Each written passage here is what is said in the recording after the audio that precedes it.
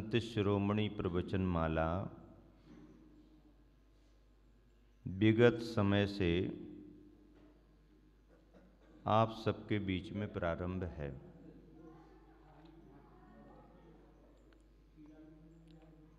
पांचवा पार्ट प्रारंभ किया जा रहा है।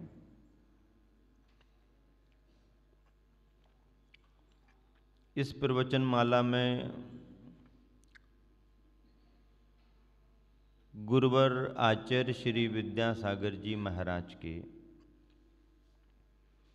50वें मुनि दीक्षा वर्ष संयम स्वर्ण महोत्सव वर्ष को ध्यान में रख करके उनके व्यक्तित्व और कृतित्व पर आधारित विशेष प्रेरक प्रसंगों को रखा जा रहा है।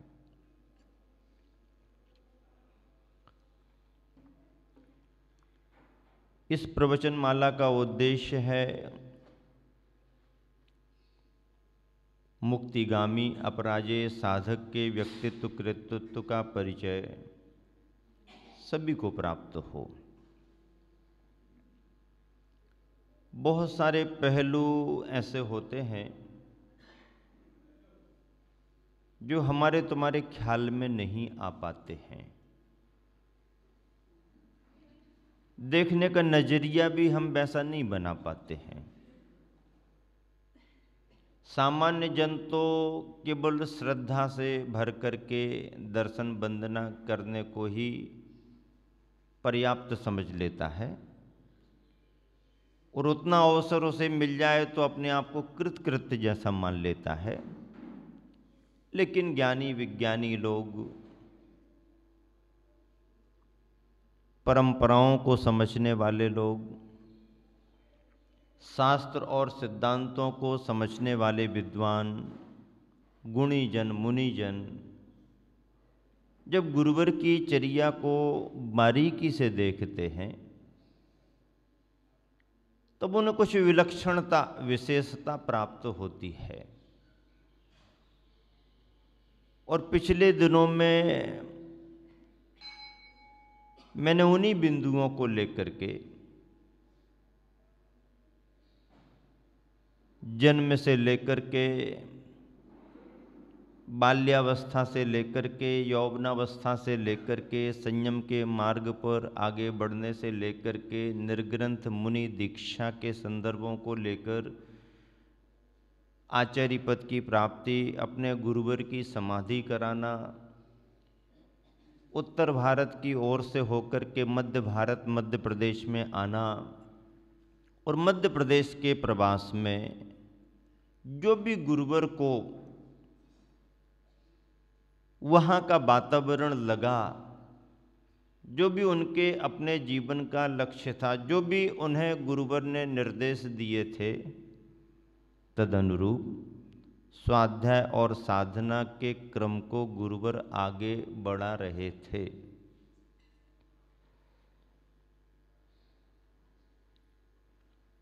ऐसा नहीं है कि उन्हें समूचे जीवन में अनुकूलताएं ही रही हैं,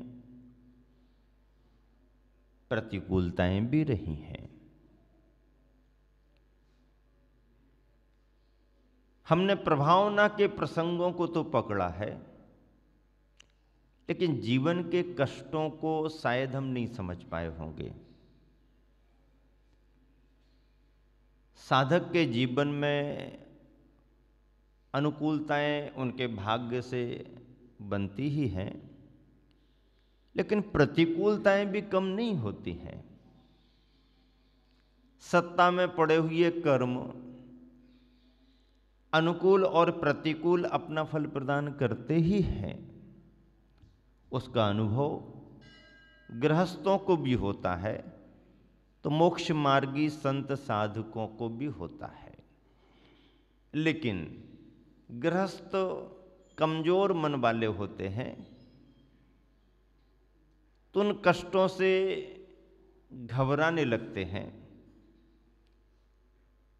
संत संयत जन साधक जन उच्च मनोबल वाले होते हैं।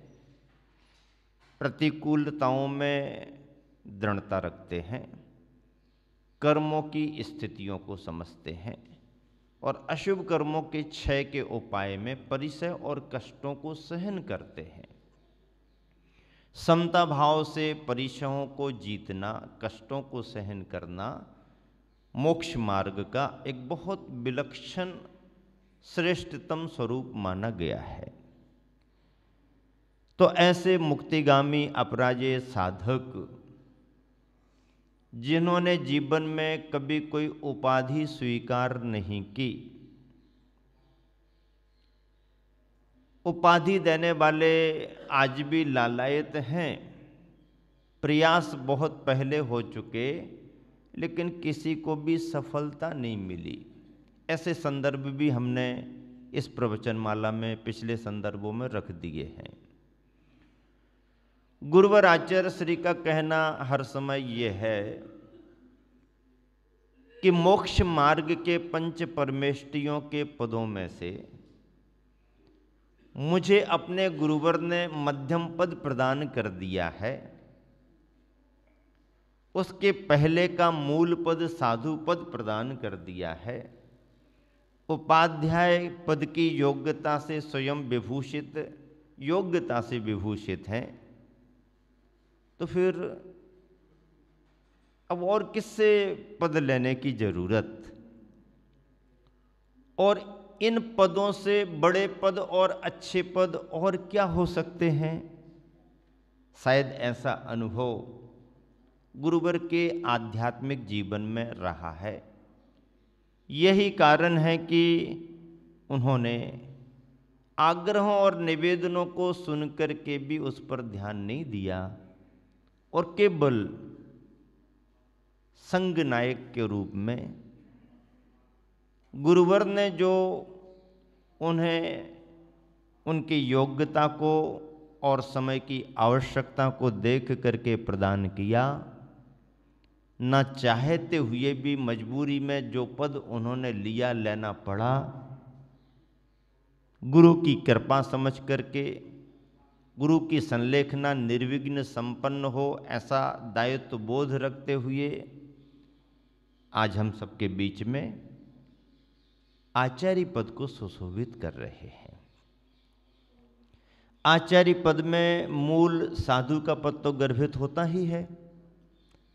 साधु बने बगैर कोई आचार्य तो बनता नहीं। मूल पद तो मुनि पद है। उपाध्याय और आचार्य तो आगे की स्थिति है। स्वीकार करें ना करें, मोक्ष पाने के लिए साधु बनना जरूरी है, उपाध्याय आचार्य बनना जरूरी नहीं। लेकिन संघ की व्यवस्थाओं के लिए, मुक्ति के मार्ग पर आगे बढ़ने वाले मुनिगणों के लिए, स्वाध्याय साधना में आगे बढ़ाने के लिए उपाध्याय और आचार्यों का योगदान बहुत बड़ा रहता है। ऐसे गुरुवर आचार्य श्री, जिनकी प्रसिद्धि इतनी हो चुकी है कि अब नाम लेने की जरूरत नहीं पड़ती है, केवल हम और आप ये कह दें कि आचार्य श्री ने कहा है तो एक ही मुद्रा दिखाई देती है कि आचार्य श्री ने कहा है, यानी कौन से आचार्य ने कहा है। ये प्रसिद्धि सहज प्राप्त नहीं हुई। 50 वर्षों का लंबा सफर है, 50 वर्ष की साधना है, स्वाध्याय की चिंतन की गहराई है, साधना की सच्चाई भी जुड़ी हुई है। और यही कारण है कि 50 वर्षों में उन्होंने जो किया, आध्यात्मिक जीवन में उन्होंने अपने श्रम और पुरुषार्थ से जो कमाया, आज उसकी फसल हम सबको दिखाई दे रही है। जब वो अकेले विहार करते थे तब किसने देखा? जब हजारों हजार लोग उनके आगे पीछे लगे हैं तब सब लोग देख रहे हैं। जीवन साधना के क्षणों में, गुरुवर की संलेखना के समय आगे चल कर के संघस्थ कुछ शिष्यों को लेकर के जो उन्होंने चलना शुरू किया, धीरे धीरे संघ बनता गया, संघ बढ़ता गया और आज हम सबके सामने विशाल विशाल विशाल कहना चाहिए, कह रहा हूँ, पिच्छीधारियों की संख्या तो ठीक ही है, संख्या को क्या देखना, पर उन्होंने जो तैयार किया है, जिस तरीके से तैयार किए हैं, उन्हें देखो, चाहे मुनि हो चाहे आरिकाएं हो, और फिर पिच्छीधारियों के पीछे लगने वाले, बिना पिच्छी वाले, जो पिच्छी लेने के लिए लालायत हैं, आतुर हैं, बार बार निवेदन कर रहे हैं, उन सब की तरफ देखते हैं तो गिनती नहीं करते। गिनती करने की अब जरूरत भी नहीं है। ये समय हम देख रहे हैं, इस समय में हम 50 वर्ष का स्वर्णिम महोत्सव मना रहे हैं, संयम का स्वर्णिम महोत्सव। अपराजय इसलिए कहा गया, संभावना नहीं है 100-200 बरस में कोई ऐसा साधक इस धरा को मिलेगा। तो 500 बरस का इतिहास भी ये कहता है कि ऐसा साधक जिसने संपूर्ण बाल ब्रह्मचारी संघ को तैयार किया हो। साधना में और भी बड़े बड़े साधक हुए हैं, मिल सकते हैं, पर जिन्होंने अपने पुरुषार्थ से, अपनी भावना से संघ को व्यवस्थित बनाए रखने के लिए बाल ब्रह्मचारी संघ तैयार किया। हजारों वर्ष का इतिहास ऐसा नहीं बतलाता, इतिहास नहीं बतलाता, न कोई शिलालेख कहता है, न कोई ग्रंथ की प्रशस्ति कहती है। इतिहास में छानबीन खूब हुई है, हो रही है, कहीं कुछ होता तो मिलता, विद्वान बहुत हैं, खोजबीन करने वाले बहुत हैं, पुरातत्ववेत्ता बहुत हैं, पर अभी तक नहीं मिला, ऐसा कोई उल्लेख नहीं है। ये श्रेय केवल और केवल एकमात्र गुरुवर आचार्य विद्यासागर जी को जाता है। प्रशंसा की बात नहीं है, सच्चाई को बताना ही पड़ता है। आचार्य श्री ने कुछ ऐसा ही तय करके संघ को तैयार किया कि बाल ब्रह्मचारी ही तैयार करेंगे, सो ऐसा नहीं है। गृहस्थ भी उदासीनता की श्रेणी में आकर, व्रती बनकर 7-7, 8-8, 10-10 प्रतिमाओं को लेकर के आज भी सैकड़ों की संख्या में हैं। ग्रस्तों का मोक्ष मार्ग गुरुवर ने आगे नहीं बढ़ाया, ऐसी बात नहीं। तो फिर अपने संघ में ग्रस्तों को दीक्षित क्यों नहीं कर लेते हैं? प्रश्न कर सकते ना, आप लोग कर सकते हो। हम भी तो अभ्यास कर रहे हैं, हम भी तो तैयारी कर रहे हैं, हम भी तो मोक्ष मार्ग पर आगे बढ़ना चाहते, फिर आचार्य श्री हमको क्यों नहीं रख लेते हैं अपने संग में दीक्षित करके? तो आचार्य श्री कहते हैं कि गृहस्थों को दीक्षा देने का निषेध नहीं है, उनका भी मोक्ष मार्ग है, गृहस्थ भी मुनि आरिकाएं बनते हैं, और ऐसी संख्या उनके सामने है भी जिन्होंने निवेदन किया है। पर आचार्य श्री का कहना यह है कि संघ जिस तरीके से तैयार है, उसमें वृद्ध यदि दीक्षित होकर के आते हैं और वृद्धावस्था में दीक्षा लेकर के रहते हैं तो नई पीढ़ी और पुरानी पीढ़ी के उठने बैठने में, आहार विहार में बहुत फर्क होता है। चर्याएं बराबर भी करें तो भी उम्र का असर होता है। तो जैसे क्लास में एक एज बराबर के हिसाब से चलती है, तो उस हिसाब से फिर वृद्धों का मोक्ष मार्ग कैसे आगे बढ़ेगा। तो आचार्य जी ने तो कई बार कहा कि यदि दृढ़ता है और उतनी तैयारी है तो ग्रुप बना लें, और 8-10 यदि तैयार होते हैं तो उनको दीक्षा दे देंगे और वो अपना हमारे संरक्षण में, मार्गदर्शन में आहार विहार करें। कौन मना करता है। अब ऐसा कहने के बाद में उत्सुक कम होते हैं। हाँ आचार्य जी कैसे चलेगा, क्या चलेगा, कैसे चलेगा, क्या चलेगा। तो भाई फिर तो आचार्य जी फिर आप जल्दी क्यों नहीं आए आप आ जाते तो हम दीक्षा ले लेते। ये तो अपने अपने भाग्य की और समय की बात है। आज के इस संदर्भ में जबकि राजस्थान के बागड़ प्रांत में शीतकालीन प्रवास करते हुए कलिंजरा में 5वीं प्रवचन माला संत शिरोमणि के रूप में प्रारंभ हो रही है। आप सभी इसका लाभ ले रहे हैं। ध्यान से सुने और समझें इन तथ्यों को, क्योंकि संत शिरोमणि प्रवचन माला का नाम रखने में मेरी रुचि इस तरह की रही कि गुरुवर ने बाहर से तो कोई उपाधि स्वीकार की नहीं है, पर स्वीकार न करते हुए भी एक संबोधन तो उनके जीवन से जुड़ ही गया है। चाहे वो मना करें और चाहे ना करें, उन्हें इसकी अपेक्षा नहीं है। किसी ने कहीं घोषित भी नहीं की, कहीं किसी मंच से इसकी घोषणा भी नहीं है, कहीं कोई लिखित पत्र भी नहीं है, लेकिन प्रत्येक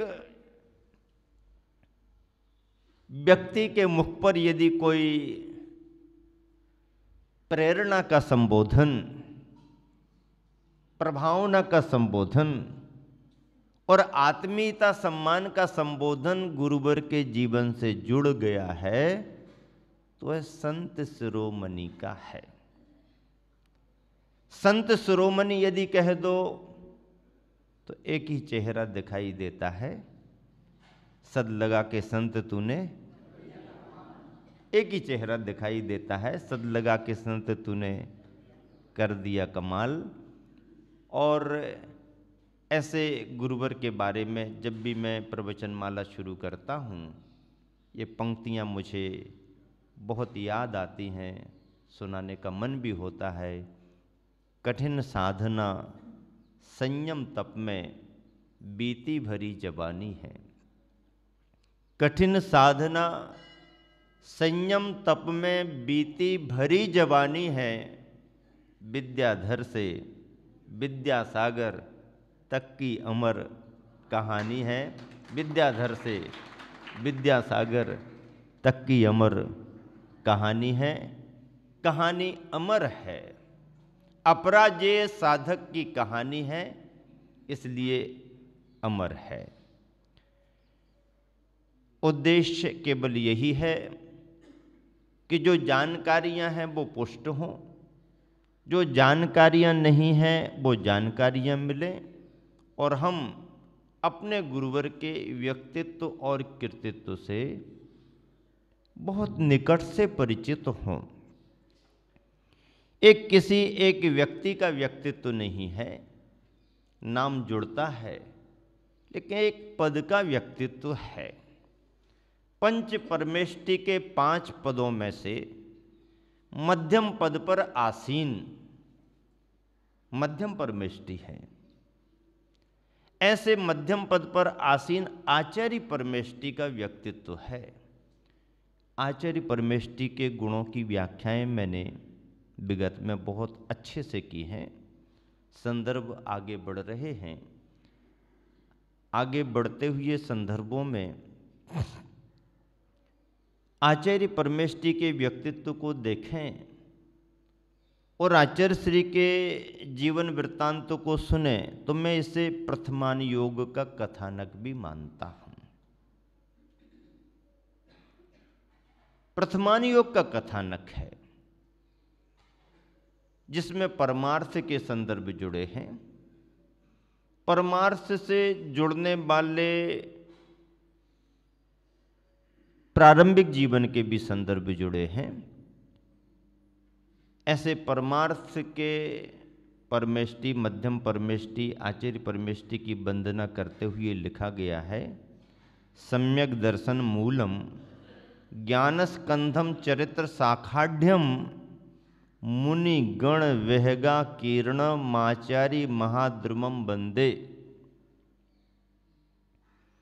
आचार्य को महाद्रुम कहा है। द्रुम यानी वृक्ष, महाद्रुम महावृक्ष, कल्प वृक्ष कह सकते हैं। आचार्य को महान वृक्ष, वट वृक्ष कहा गया है। कैसा है ये महावृक्ष, महाद्रुम?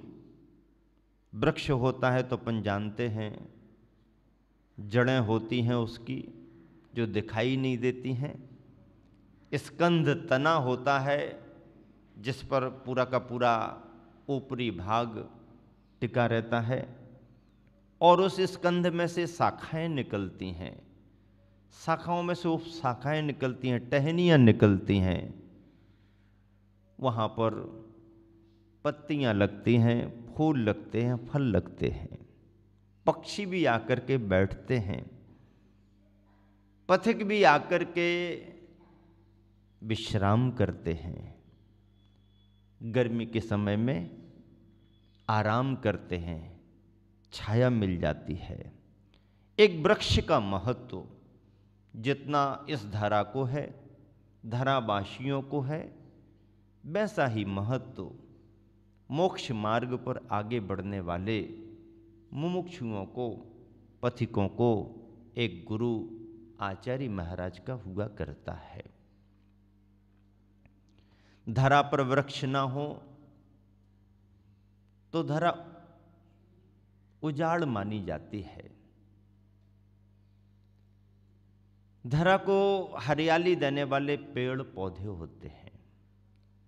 एक वृक्ष लगता है, हजारों लोगों को जीवन देता है अपने ऑक्सीजन से। एक वृक्ष जितना जमीन से लेता है उससे 1000 गुना प्राणियों को लौटा देता है। एक वृक्ष अपने जीवन काल में जितना अपने लिए अर्जित करता है जीवन जीने के लिए, उससे 1000 गुना पर्यावरण को देता है, प्राणियों को देता है, जो जनमानस के लिए बहुत जरूरी है। वृक्ष का महत्व बहुत है। तो ऐसे वृक्ष धरा पर रहते हैं, और जब कोई बड़ा वृक्ष छायादार बनता है, फल फूल उसमें लगते हैं, फिर तो कहना ही क्या। सर्दियों के समय में भी पक्षियों के लिए, फल पाने वालों के लिए उसका महत्व है।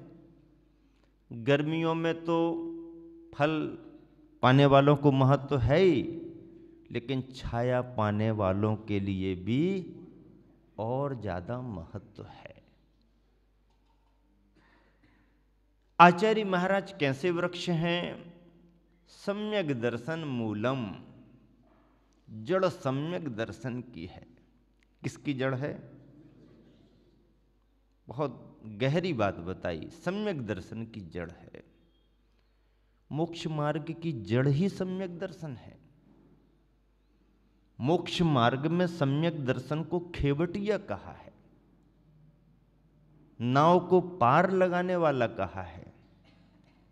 सम्यक दर्शन को मोक्ष मार्ग में खेवटिया, कर्णधार, तारनहारा, बीज कहा है। बीज है तो सब है, बीज नहीं है तो आगे का कुछ नहीं है। सम्यक दर्शन को मैं ड्राइवर कहता हूं। क्या कहता हूं? शास्त्र में नहीं लिखा, लेकिन मुझे ऐसा लगता है ड्राइवर कहना भी ठीक है। सम्यक दर्शन ड्राइवर है। कैसा ड्राइवर? गाड़ी कैसी भी क्यों ना हो, रास्ता भी कैसा भी क्यों ना हो, ड्राइवर ठीक होना चाहिए। रास्ता ऊबड़ खाबड़ है, गड्ढे वड्ढे भी हैं, गाड़ी पुरानी है, मॉडल पुराना है, कहीं भी रुक सकती है, बिगड़ सकती है, कोई भरोसा नहीं कहाँ तक जाएगी। ऐसी पुरानी गाड़ी, कमज़ोर गाड़ी भी क्यों ना हो, रास्ता भी ऊबड़ खाबड़ क्यों ना हो, लेकिन ड्राइवर यदि ठीक है तो गाड़ी को मंजिल तक पहुंचा देगा। मान लीजिए रोड हाईवे है, 4 वे है, कितनी ताकत से दौड़ाओ अपनी गाड़ी गाड़ी की स्पीड कितनी है, तुम्हारी क्षमता कितनी है, कोई दिक्कत नहीं। रोड हाईवे है, सपाट सरपट है, गाड़ी भी नया मॉडल निकला है, गारंटेड गाड़ी है, लेकिन ड्राइवर भरोसेमंद नहीं है। कौन सा ड्राइवर भरोसेमंद नहीं होता है?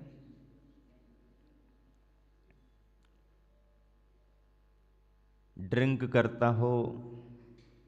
ड्रिंक समझते? नहीं समझते हैं? पेपर नहीं पढ़ते? आसपास का माहौल नहीं मालूम?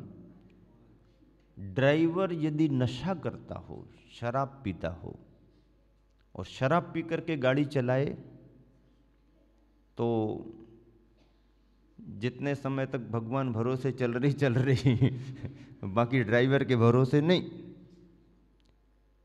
नींद लेता हो, नशा करता हो, नींद लेता हो, झपकी आ रही हो, थकान हो, रेस्ट न मिल पाया हो, ओवर ड्यूटी कर रहा हो, लापरवाही से चला रहा हो, ओवरटेक कर रहा हो, भगवान भरोसे, ड्राइवर के भरोसे नहीं। तो गाड़ी पुरानी भी हो, कमजोर भी हो, पर ड्राइवर ठीक ठाक है तो चिंता नहीं। रोड अच्छा है, बढ़िया है, गाड़ी भी अच्छी है, भरोसेमंद है, नया मॉडल है, लेकिन ड्राइवर ठीक नहीं है तो राम भरोसे गाड़ी चलेगी। और ड्राइवर ने यदि ज़्यादा कर दिया तो राम नाम सत्य है कब हो जाएगा पता नहीं चलेगा। भरोसे भी राम के और सत्य में भी राम नाम सत्य है बाकी तो चलने दो। ड्राइवर सम्यक दर्शन है। हमारा ज्ञान और चारित्र थोड़ा कमजोर भी रहे, पर यदि सम्यक दर्शन का ड्राइवर ठीक है तो मुक्ति का मार्ग आगे बढ़ेगा, बढ़ेगा ही बढ़ेगा, पक्के में बढ़ेगा। और यदि सम्यक दर्शन हमारा ठीक ठाक नहीं है, बहुत ज्ञान है, शास्त्रों पर शास्त्रों का ज्ञान है, चारित्र में भी खूब श्रेष्ठता है, लेकिन जड़ सम्यक दर्शन कमजोर है तो मोक्ष मार्ग आगे नहीं बढ़ेगा। सम्यक दर्शन मूलम, सम्यक दर्शन को मूल कहा, जड़ कहा। ध्यान रखना, जितने भी बड़े बड़े वृक्ष होते हैं, घने छायादार वृक्ष होते हैं, जितनी ऊंचाई उनकी दिखती है, ध्यान रखना उस अनुपात से उस वृक्ष की जड़ें भी उतनी ही गहराई में जाती हैं, उतनी ही गहराई में जाएंगी। बिल्डिंग कितने मंजिला बनानी है? 5 मंजिला, 7 मंजिला, 10 मंजिला बनानी है, हाँ, उसके अनुपात से नींव भरो ले जाओ और गहरे ले जाओ और गहरे ले जाओ और मजबूत करो और मजबूत करो। क्यों?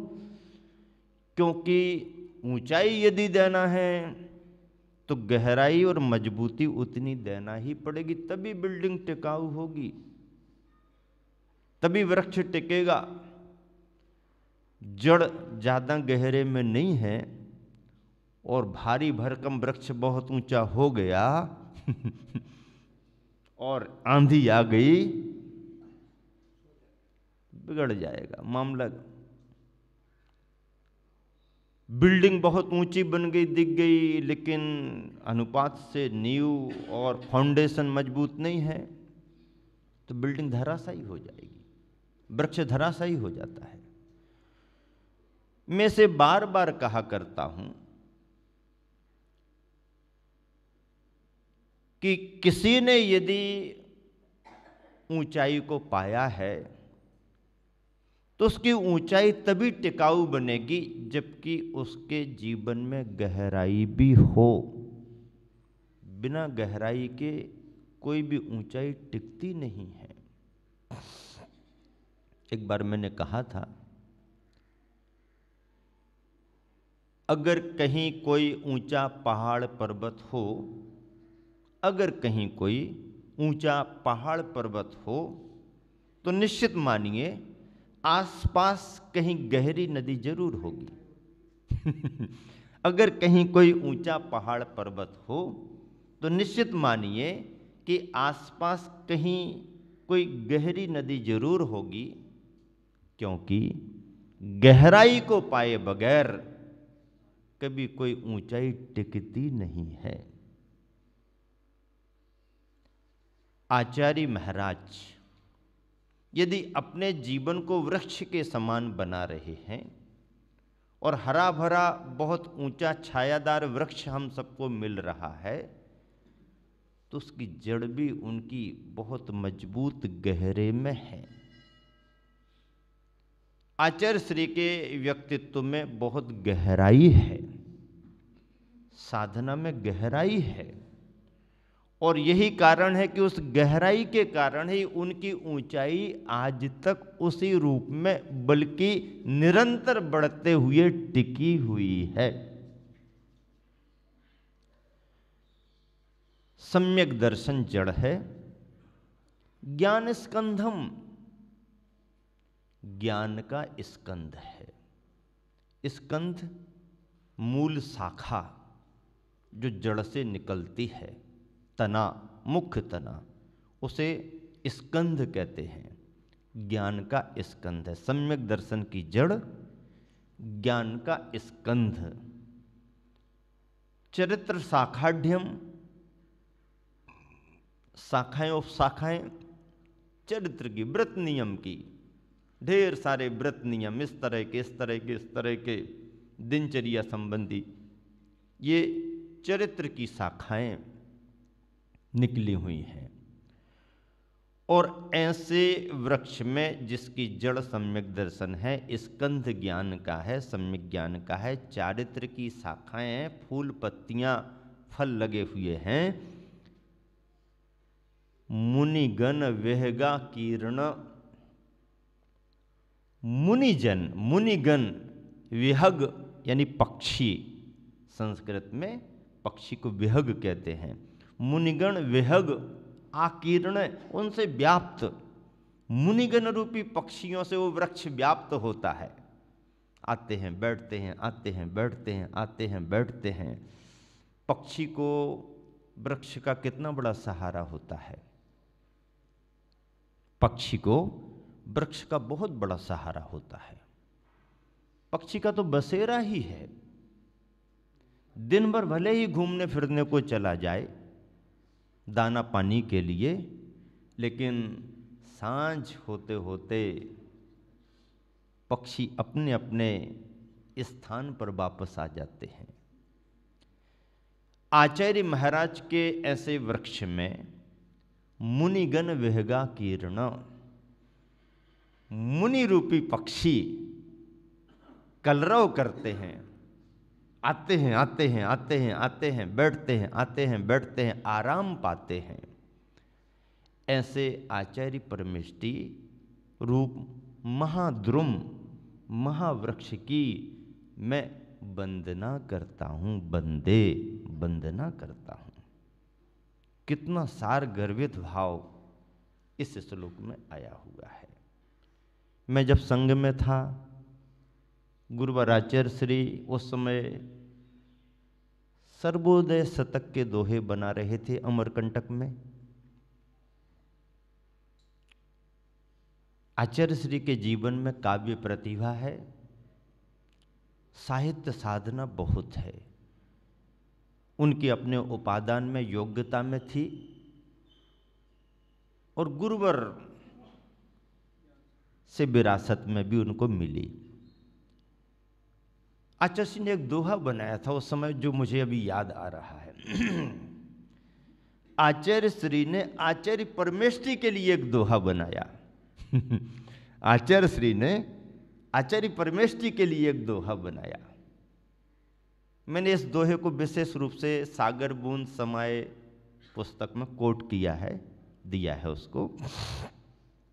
आचार्य श्री ने आचार्य परमेष्ठी के बारे में क्या दोहा बनाया? फूल फलों से ज्यों लदे, फूल फलों से ज्यों लदे घनी छांव के वृक्ष, फूल फलों से ज्यों लदे घनी छांव के वृक्ष, शरणागत को शरण दें मुनियों के अध्यक्ष। अध्यक्ष शब्द लिखा। अब आश्चर्य हुआ मुझे सुन करके। आचार्य श्री ने सुनाया संघ में, सुनने से बहुत खुशी हुई। फूल फलों से ज्यों लदे घनी छांव के वृक्ष, शरणागत को शरण दें। कौन शरण दें? मुनियों के अध्यक्ष। मुनियों के अध्यक्ष कौन होते हैं? मुनियों की कोई समिति है क्या? हाँ, है समिति। मुनियों की 5 समितियां हैं। कितनी समिति? 5। आप लोगों की तो एक आधी समिति होती है। हैं? और वो बार बार बदलती रहती है। हम लोगों की समिति ऐसी होती है कि जो एक बार बनी, कार्यकाल उसका कुछ नहीं कि 3 साल या 5 साल, ऐसा कुछ नहीं। एक बार बनी तो बनी। कितनी समिति महाराज की? हाँ, आचार्य श्री एक जगह विराजमान हुए, प्रवास था, समाज के पंच लोग आए। आचार्य श्री आपका प्रवास रहेगा और हम समिति का निर्माण करते हैं। समिति का निर्माण करते हैं। किसी ने कहा मुनि संघ समिति बनाएंगे। मुनि संघ सेवा समिति बनाएंगे। आचार्य श्री हंसने लगे, बोले समिति बनाओगे? मुझे तो समिति की जरूरत नहीं। नहीं, समिति के बिना काम कैसे चलेगा? अरे भाई, मेरे को समिति की जरूरत नहीं, मुझे तो अपने गुरुवर से वैसे भी 5 समितियां मिली हैं। शास्त्रोक्त समितियां मिली हैं, तो मुझे समिति की तो जरूरत नहीं। अब आपको समिति की जरूरत हो तो आप देख लो। समाज तो बनाती है, समिति का कार्यकाल होता है, लेकिन मुनियों को जो समिति बनी है और मुनियों को जो समिति मिलती है, उनका कोई रिटायरमेंट कार्यकाल नहीं, परिवर्तन नहीं। बन गई, मिल गई। ऐसे आचार्य श्री आचार्य परमेष्ठी को मुनियों के अध्यक्ष लिख रहे हैं। शब्द बहुत वजनदार लगा मुझे। मैंने गुरुवर से पूछा, गुरुवर अध्यक्ष लिखा? बोले हाँ, अध्यक्ष मुखिया होता है, अध्यक्ष के निर्देश में सारा काम होता है। तो मोक्ष मार्ग में आचार्य परमेष्ठी मुनियों के अध्यक्ष ही तो होते हैं। मुनि समाज के, मुनि संघ के मुखिया माने जाते हैं, संघ नायक माने जाते हैं। तो हमने कहा आचार्य श्री, आज तक ऐसा कहीं किसी ने भी नहीं लिखा जैसा आपने लिखा है। बोले नहीं, वो भाव आ गया ऐसा, इसलिए लिखा। शरणागत को शरण दें। आचार्य परमेष्ठी शरण देते हैं, सहारा देते हैं, आलंबन देते हैं। धर्म ध्यान हो, मोक्ष मार्ग आगे बढ़े, जिन शासन की प्रभावना हो, ऐसा भाव करके आचार्य परमेष्ठी भव्य आत्माओं को जो आत्म कल्याण करना चाहते हैं उनको शरण देते हैं, जगह देते हैं, स्थान देते हैं।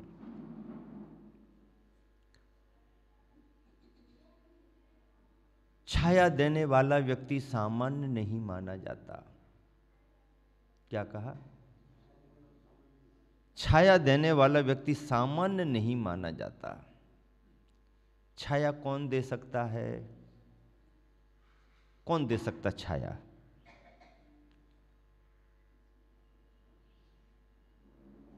छाया वही दे सकता है जिसने अपने ऊपर सारी धूप को झेल लिया है। छाया कौन दे सकता है? कौन दे सकता छाया?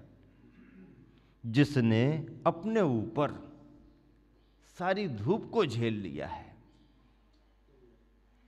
बहुत गजब की बात है, सामान्य बात नहीं है, चिंतन की बात है, गहराई की बात है। छाया कौन दे सकता?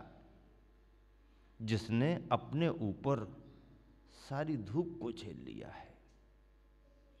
सब लोग छाया में बैठना चाहते हैं, धूप कौन झेलेगा? सब लोग छाया में बैठना चाहते हैं, धूप कौन झेलेगा? और यदि कोई धूप झेलने वाला नहीं होगा तो छाया कौन देगा? हम सब छाया चाहते हैं, धूप ना झेलना पड़े, पर कोई ना कोई तो धूप झेलेगा। जो धूप झेलेगा वही छाया को दे सकता है। यश, कीर्ति और पुण्य कर्म की वजह से विशेष जय जयकार हो जाए, वो उनका अपना व्यक्तिगत पुण्य हो सकता है। उनका भव भवांतर का पुण्य हो सकता है कि जीवन में यश नाम कर्म ऐसा प्रभावशाली है कि सब कुछ अच्छा ही अच्छा देखने में आ रहा है। लेकिन मान लीजिए किसी का यश नाम कर्म उतना प्रभावकारी ना हो, रत्नत्रय की मुद्रा है, पद भी वही है, और यदि यश नाम कर्म उतना नहीं है तो दूसरा तो क्या अपना भी अपना साथ नहीं देता। दूसरा तो क्या अपना भी अपना साथ नहीं देता है। और फिर देश काल की परिस्थितियां बदलती हैं। आज लोकतंत्र का जमाना है, स्वतंत्रता है, धर्म की प्रभावना करने की आजादी है। इस जिन मुद्रा को धारण करके मुनियों को विहार करने में अभी कोई कठिनाइयां नहीं है। देश के कुछ प्रांतीय भाग ऐसे हैं जहां पर उतना चलन नहीं है या आवागमन कम होता है, तो थोड़ा सा कुछ असुविधा महसूस हो सकती है। लेकिन वो असुविधा भी ऐसी कोई असुविधा प्रतिबंधात्मक असुविधा नहीं है। यदि आप गवर्नमेंट से संरक्षण ले लें और प्रशासन को सूचित करें तो व्यवस्था के साथ आप निकल भी सकते हैं। ऐसी कोई पाबंदियां आज पूरे देश में नहीं है, ये स्वतंत्रता है। या आपके साथ जन समुदाय हो जाए, अच्छे कार्यकर्ता आपके साथ हों, अच्छी उपस्थिति के साथ आप निकलें तो असुविधा कहीं भी नहीं, देश के किसी कोने में नहीं। अब कभी कभार कोई कम जन हो, साथ चलने वाले कम हों या आगे पीछे हो जाएं, या कोई विधर्मी लोग उतना ना समझ पाएँ तो कभी कोई परेशानियाँ आ जाए तो आती भी है, ऐसा नहीं है आती नहीं है, आ भी जाती हैं। लेकिन वो कुछ असावधानी बस भी आती हैं, कुछ लापरवाही बस भी आती हैं। पर अपन व्यवस्था से चलें, समाज को साथ लेके चलें, कार्यकर्ताओं को साथ लेके चलें और आवश्यकता अनुसार प्रबंध और प्रशासन को सूचित करके चलें तो आज भी देश के किसी कोने में कोई प्रतिबंध नहीं है। इसलिए मैं बार बार कहता हूं कि जिन शासन की प्रभावना करने का अभी जो समय चल रहा है ये भी स्वर्णिम काल चल रहा है। स्वर्णिम काल, शायद हजारों वर्षों में भी ऐसा समय नहीं मिला होगा जिन शासन को जब इतने बड़े रूप में इतनी बड़ी बड़ी धर्म प्रभावनाएं इतने बड़े स्तर पर होती रही हों। हजारों वर्षों के शासनकाल में बहुत विपरीतताएं रहीं। मुगल आए, ब्रिटिश आए, राजे रजवाड़े हुए, सब जगह अनुकूलताएं नहीं बनी। बहुत समय तो ऐसा भी बीत गया जब निर्ग्रंथ मुनि मुद्रा के साथ विहार भी नहीं कर पाए। यदि ऐसी कठिनाइयां न आई होती तो कपड़ेधारी भट्टारक क्यों तैयार होते? कपड़ेधारी भट्टारकों को क्यों तैयार होना पड़ा? क्यों मठ बनने लगे? क्यों मठों में मुनियों को रहना पड़ा? और फिर धीरे धीरे मार्ग उस तरीके का बन गया। लेकिन पुण्य था, जिन शासन की प्रभावना बढ़नी थी, समय बदला, देश काल की परिस्थितियां बदली, अंग्रेजों का शासन भी गया। उसके बाद में उस समय से जो हम देख रहे हैं और आज देखते जा रहे हैं, आज जिन शासन की प्रभावना का स्वर्णिम काल चल रहा है, स्वर्णिम कह रहा हूं, पूरे देश दुनिया में कितने तरीके से, कितने बड़े रूप में हम वीतरागता की, अहिंसा के मार्ग की अपने तरीके से प्रभावना करें, प्रभावना करने में स्वतंत्र हैं, कहीं कोई बंधन नहीं है। तो ऐसे स्वर्णिम काल में, जबकि सार्वजनिक तौर पर प्रतिकूलताएं कम दिख रही हैं, अनुकूलता का वातावरण है, लेकिन आचार्य परमेष्ठी तो वो होते हैं जो सारी कठिनाइयों की, सारी प्रतिकूलताओं की, सारी परेशानियों की आँच, धूप, गर्मी अपने ऊपर झेल करके अपनी शरण में आने वाले भव्यात्माओं के लिए छाया प्रदान करते हैं।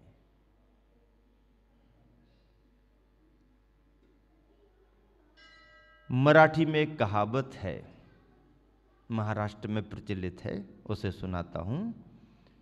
मराठी में लिखा गया है, जो चांगला वृक्षाचा आधार घेतो, जो चांगला वृक्षाचा आधार घेतो त्याला चांगली सावली मिळते। अब आप समझे नहीं तो कुछ प्रतिक्रिया नहीं दी। महाराष्ट्र में सुनाते तो अभी तक हाँ, तालियां बजा देते वो लोग। जो चांगला वृक्षाचे आधार घेतो त्याला चांगली सावली मिळते। भाव ये है कि जो व्यक्ति अच्छे वृक्ष का आधार ग्रहण करता है, जो व्यक्ति अच्छे वृक्ष को पकड़ता है, अच्छे वृक्ष के पास जाता है, तो उसको अच्छी छाया भी मिलती है। अच्छा वृक्ष यदि तुमने पसंद किया है, अच्छे वृक्ष को पा लिया है, अच्छे वृक्ष को पकड़ लिया है, तो फिर तुम्हें छाया भी अच्छी मिलेगी। और यदि हम अच्छे वृक्ष को नहीं पकड़ पाए, वृक्ष में छाया ही नहीं दिख रही, तो काम बनेगा नहीं। हम जब विद्यार्थी थे, स्कूल में पढ़ते थे, एक दोहा पढ़ा था, ऊंचे पेड़ खजूर के बड़े हुए तो क्या हुआ, जैसे पेड़ खजूर हाँ? हाँ? बड़े हुए तो क्या हुए, जैसे पेड़ खजूर। और एकदम लंबाई दिख रही एकदम लंबाई दिख रही। बड़े हुए तो क्या हुए, जैसे पेड़ खजूर, पंछी को छाया नहीं फल लागे अति दूर। इतने दूर फल लगे हैं, किसको मिलेंगे? पक्षी भी आ जाए, अरे कहाँ से आ गए, छाया तक नहीं है, यहाँ तक आने आने में और थक गए। सोच करके तो आए थे पेड़ है छाया मिलेगी, अरे काय का पेड़, छाया ही नहीं है।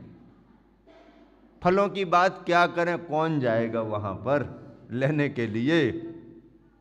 पंछी को छाया नहीं, फल लागे अति दूर। बड़े हुए तो क्या हुए, जैसे पेड़ खजूर। अब बताओ, बड़े तो बहुत हैं लेकिन खजूर के पेड़ की तरह है, काम बनेगा नहीं। और कांटे और लग जाएं तो फिर मुश्किल हो जाती है।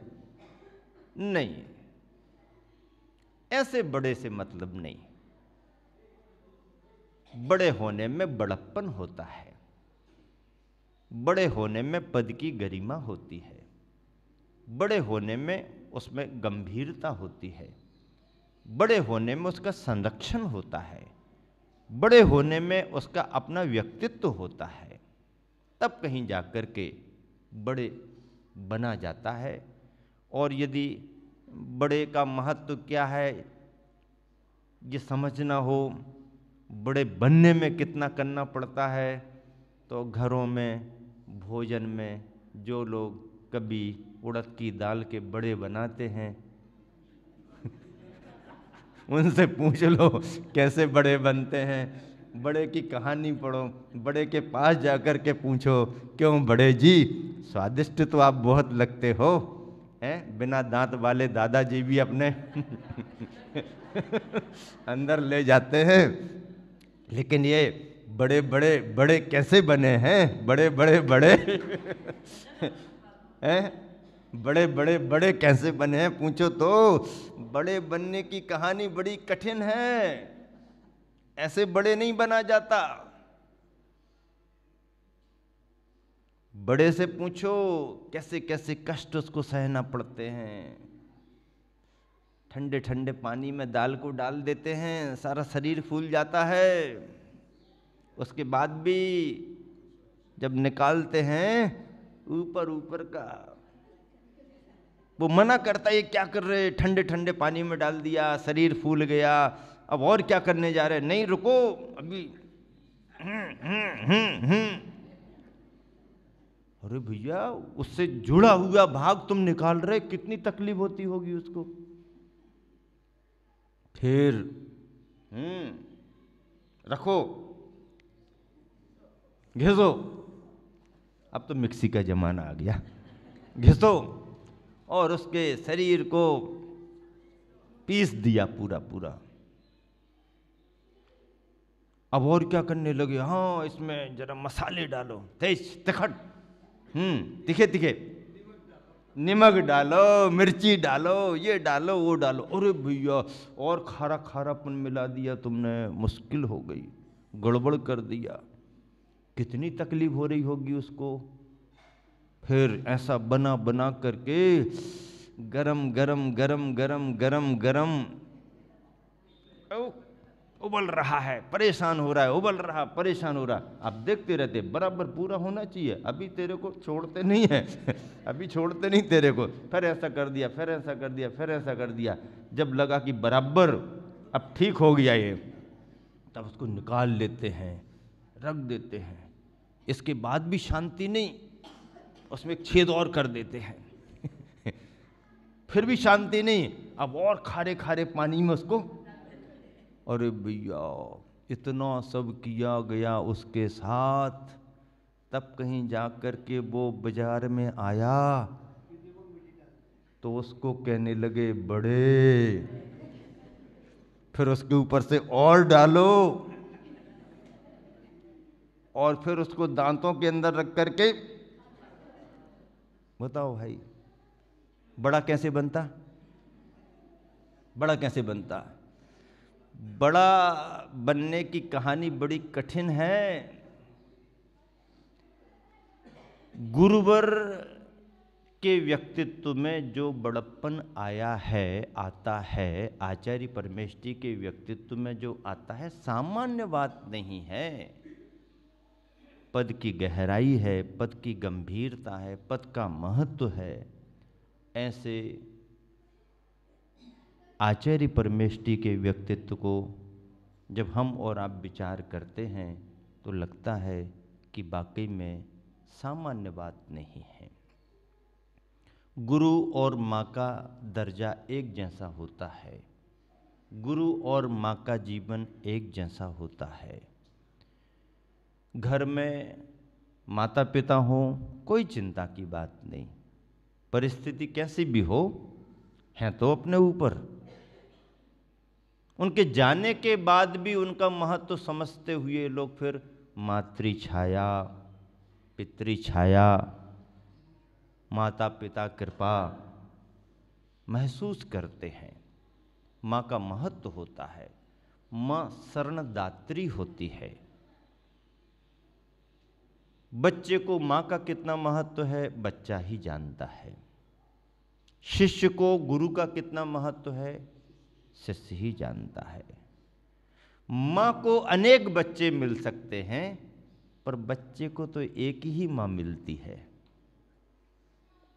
बच्चे को माँ को अनेक बच्चे मिल सकते हैं, पर बच्चे को तो एक ही माँ मिलती है। गुरु को अनेक शिष्य मिल सकते हैं, पर शिष्य को तो एक ही गुरु मिलता है। शिष्य को गुरु का महत्व ज्यादा है, शिशु को, बच्चे को मां का महत्व ज्यादा है। गुरु को हजारों शिष्य मिलेंगे, एक से एक बढ़कर के मिलेंगे, लेकिन शिष्य को हजार गुरु नहीं मिल सकते हैं। शिष्य को तो एक ही गुरु मिलता है। मां अपने जीवन में कई संतान दे सकती है, पर बच्चे को तो एक ही मां रहती है। बच्चे की दो मां नहीं हो सकती हैं, बच्चे की तो एक मां ही होती है। और मां का भाव बच्चे से, बच्चे का भाव मां से कैसा जुड़ता है, अद्भुत है। वैज्ञानिक तथ्य हैं इसमें। पिता भी अधिकारी होता है, पर पिता की निकटता होते हुए भी जो शिशु की निकटता मां के साथ जुड़ी होती है, वो नैसर्गिक, नेचुरल है, प्रकृति द्वारा है। वो कोई बनाई गई नहीं है, बनावटी भी उसमें कुछ नहीं है, नेचुरल है, स्वाभाविक है, प्रकृति धर्मा है ये विषय। और माँ की अपने शिशु के साथ जो आत्मीयता, जो ममत्व रहता है, पिता का भी ममत्व रहता है, लेकिन फर्क होता है और इस फर्क को महसूस भी किया जाता है। तो माता पिता का जीवन अपने आप में महान होता है संतान के लिए। इंग्लिश में मैंने एक कहानी पढ़ी थी, वो एक बच्चे को लेकर के दो महिलाएं दावा कर रही थीं कि ये मेरा बेटा, ये मेरा बेटा, ये मेरा बेटा, ये मेरा बेटा। एक उसमें धोखा देने वाली थी, एक असली माँ थी। और असली माँ अपनी बातचीत करने और तर्क देने में थोड़ी कमज़ोर साबित हो रही थी, और वो जो बनावटी थी धोखा देने वाली, वो बिल्कुल फटाफट मेरा ऐसा है वैसा। तो जब समाधान नहीं निकला तो राजा के पास पहुँचो, चलो राजा के पास गए, राजा न्याय करो हमारा। वो कहती ये बेटा हमारा है, वो कहती ये बेटा। अब दोनों कह रही हमारा बेटा, तो क्या करें, किसका बेटा होगा। अब राजा असमंजस में पड़ गया, न्याय नहीं कर सका, क्या करें। दिन भर मशक्कत करता रहा, सलाह करता रहा, लेकिन समझ में नहीं आया उसको ये बेटा किसका होगा। उसने कहा ठीक है, हम निर्णय करेंगे, बाद में करेंगे। और अपने रनिवास में चला गया। और मैं ऐसा समझता हूँ, कहानी में लिखा भले ना हो, लेकिन मैं ऐसा समझता हूँ कि उसने रानी से पूछा होगा कि ऐसी ऐसी समस्या है, समाधान क्या हो सकता है। तो उसने बता दिया होगा कोई मंत्र कि ऐसी ऐसी परीक्षा कर लेना। राजा आ गया, दरबार में बैठ गया, आश्वस्त हो गया, अब समाधान निकाल देंगे। दोनों आ गई, ये बेटा हमारा, ये बेटा हमारा, ये बेटा हमारा, ये बेटा हमारा। राजा ने कहा नहीं, मैं आज न्याय कर दूंगा, फैसला कर दूंगा। ऐसा करो, यदि ये समाधान नहीं निकल रहा कि इसका कि उसका, तो इस बेटे को मैं आधा आधा करके दिए देती हूँ, इस बेटे को मैं आधा आधा करके दिए देता हूँ, ये हमारा न्याय है। तो जो नकली वाली थी, धोखा देने वाली, वो तैयार हो गई कि पूरा नहीं मिलता था तो आधा तो मिल जाए कम से कम। पूरा नहीं मिलता था तो आधा तो मिल जाए। और जैसे उसने कहा ठीक है ठीक है ठीक है, लेकिन जो असली माँ थी वो कहने नहीं नहीं नहीं नहीं नहीं, ऐसा मत करो, ऐसा मत करो, इसी को दे दो, इसी का है, इसी का है, इसी का, इसी को दे दो।